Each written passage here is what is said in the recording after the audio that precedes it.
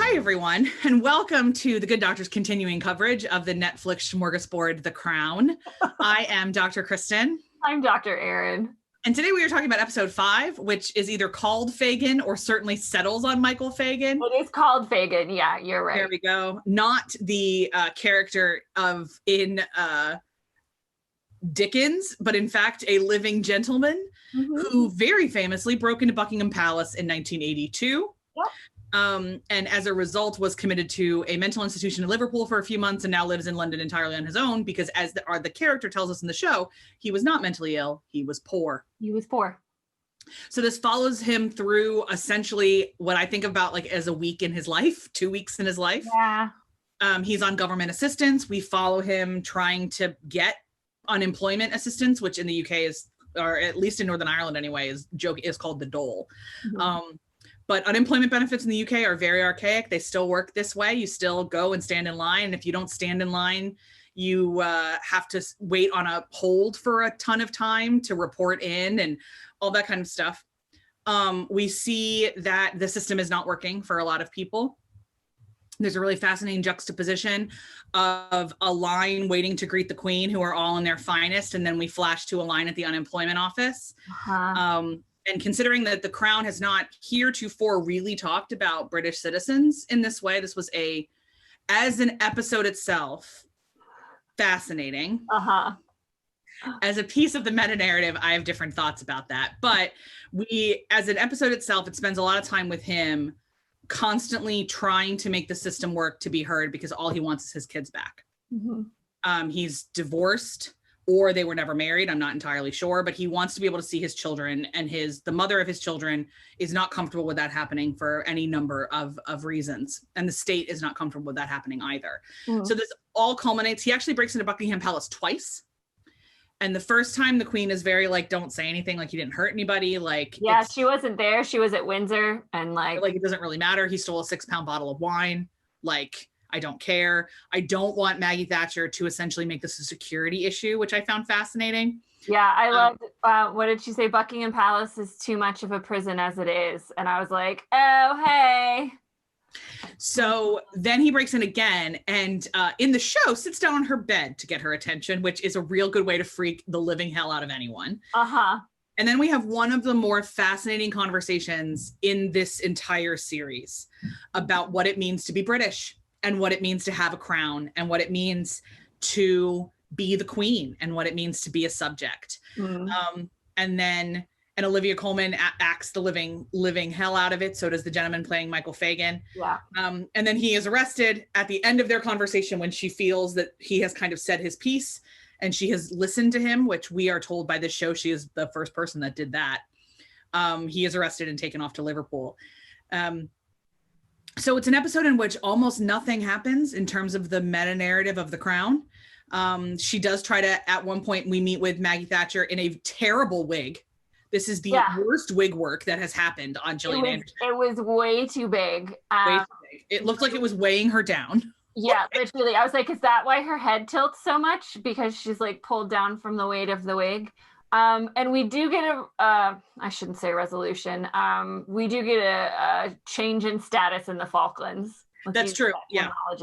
As well, that is perceived by and marketed by the British state to be a victory, where they are able to regain control of the Falklands territory. And that is juxtaposed and like kind of filters through Michael's story.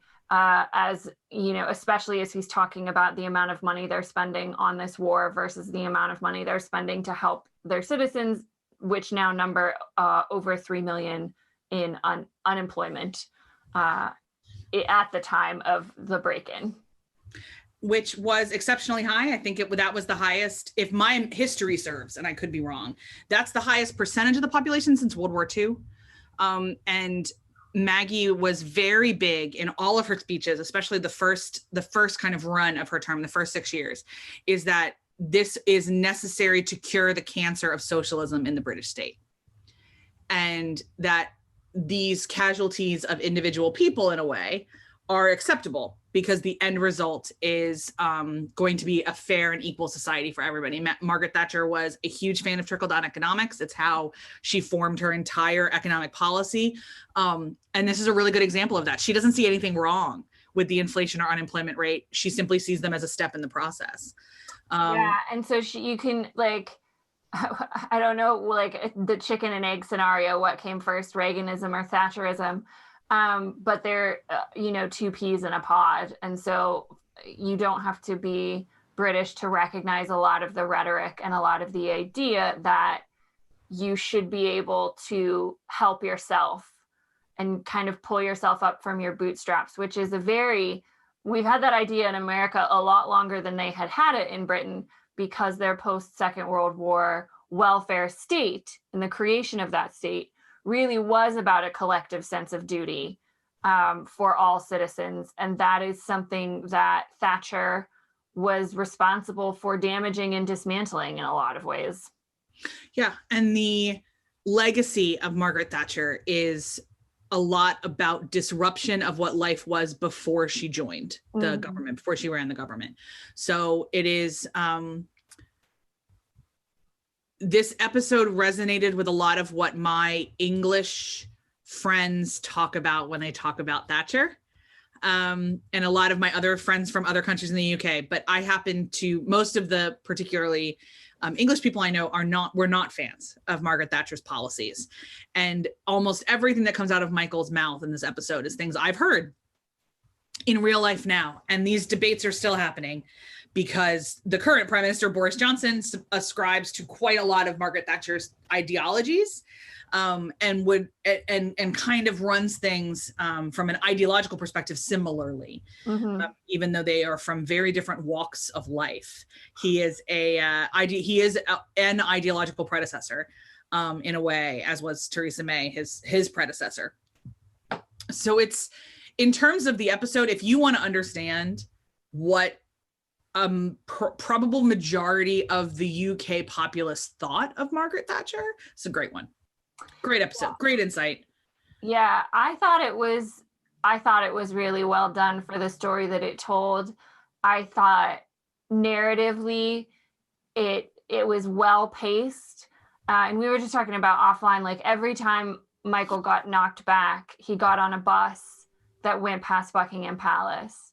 And like, you kind of see this develop slowly, and it didn't feel like drawn out to me. It felt like all these puzzle pieces putting together to the point where like literally everyone else has shut their door in his face, and he has tried to go through the mechanisms of the state as a citizen, and been not listened to. And like, I wrote in my notes, like the irony that this man is invisible to the state. Like nobody wants to see him. Nobody wants to hear his problems. He goes to all these places and nobody wants to validate him as a human.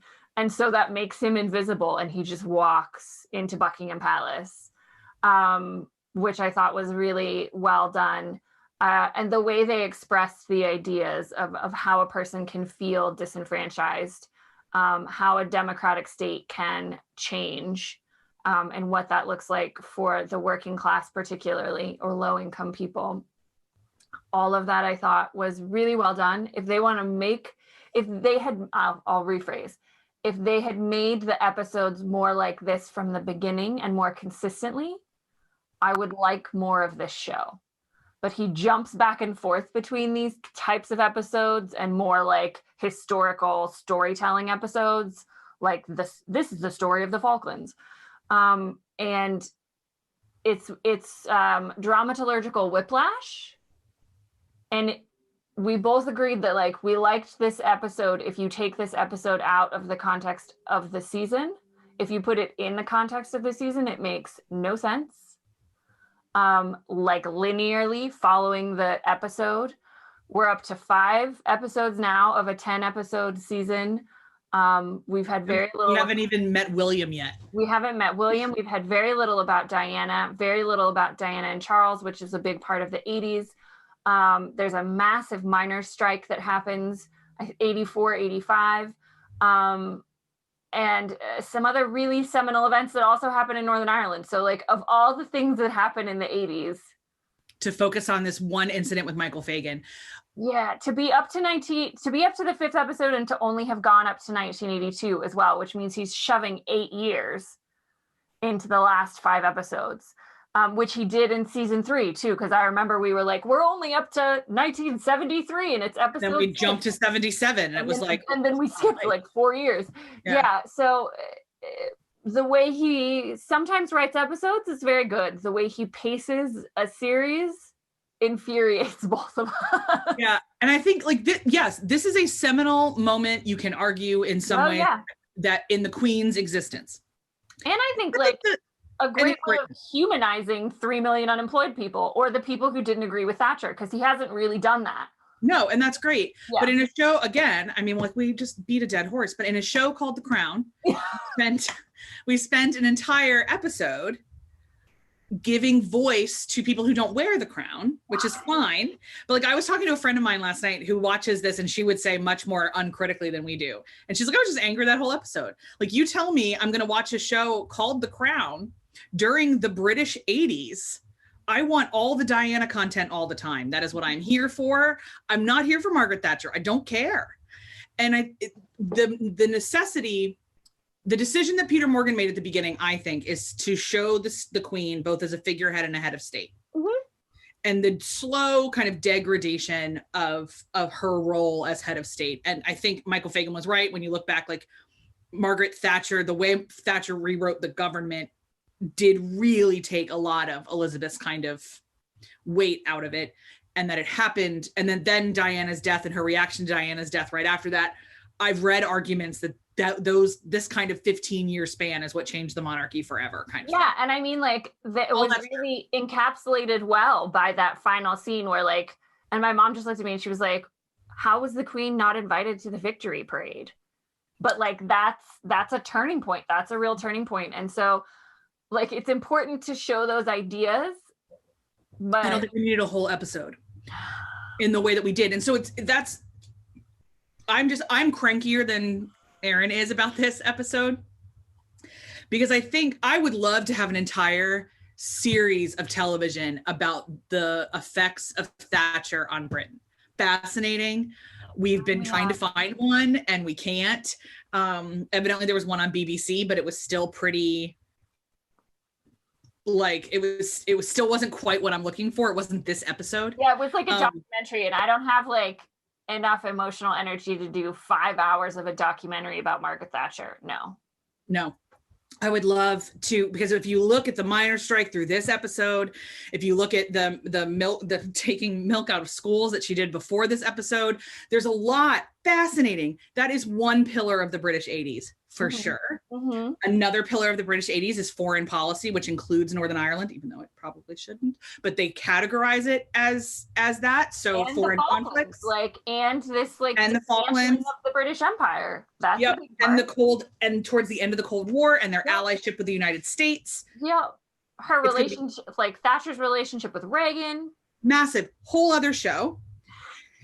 Then we've got the Diana of it all. Then we've got, the Crown. And then we have Elizabeth's reaction to being a grandma. Like, all of these are pillars of what was happening. And we're not even talking about Boy George, which would also be a fascinating introduction to this. It's pick a lane, Peter Morgan. Like, pick one, boy. Like, you keep picking all of them and then telling them at a really weird pace. Yeah, in a really weird order. Like, I don't know. But like, I guess we both decided that like he's not going to talk about poor people in Britain anymore because he talked about Michael Fagan. So we're done now. So I don't know what the next 5 episodes are going to be. We'll see if we're wrong about that. But you know, we guessed after the first episode that he wasn't going to talk about Northern Ireland anymore, and we're 4 episodes past that and nary a mention. So I think this was his episode to deal with that aspect of Thatcher's premiership. Okay, so are the rest of the 5 episodes going to be about Diana? We'll find out. We're not sure. Yeah, I know. I've seen press photos. So at one point they filmed the very famous visit to Australia. Yes, after William is born. After William is born. Uh-huh. So we get William being born. That's exciting. It's it's every complaint I've had about this show from season 1. Yeah. So if you've stuck with us for 4 seasons of this, and you think we are sounding like a broken record, it's because we still see the same problems. Yeah. Like, I think this episode was the conversations about what a democracy does to people who do not have the power to wield it for themselves is a fascinating conversation. I'm glad we put it in the mouth of a common person, as it were. I liked, like I said, that camera juxtaposition of the 2 lines was absolute cinematic perfection. Okay.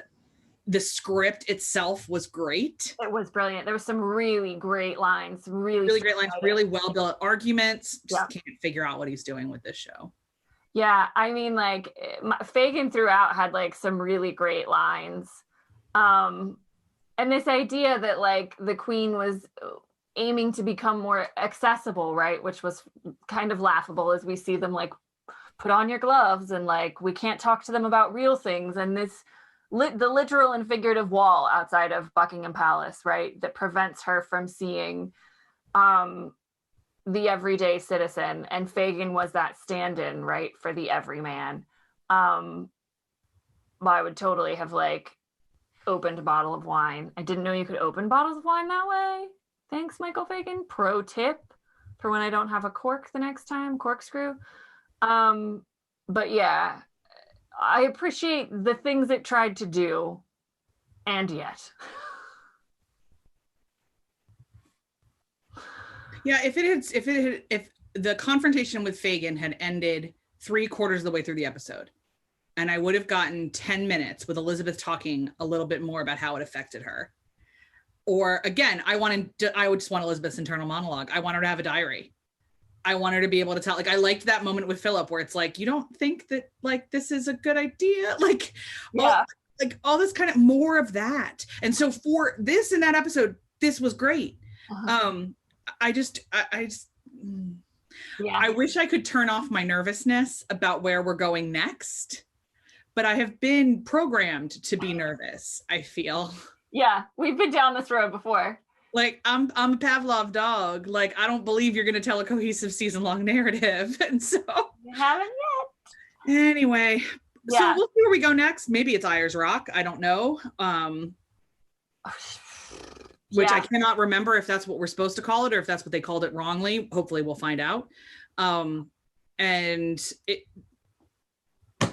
We'll see. Yeah, in the meantime, if we skip over the miners' strike, which I have a feeling we're going to do, just please go on wherever it's streaming and watch Pride. I might just watch Pride again because I love that movie, whether they talk about the miners' strike or not. So gays and lesbians support the miners. It is the best story out of the miners' strike. It's such a great story. Yeah. Let's end on that happy note. Go find Pride and watch it wherever you can, and we'll see you guys for episode 6. Bye.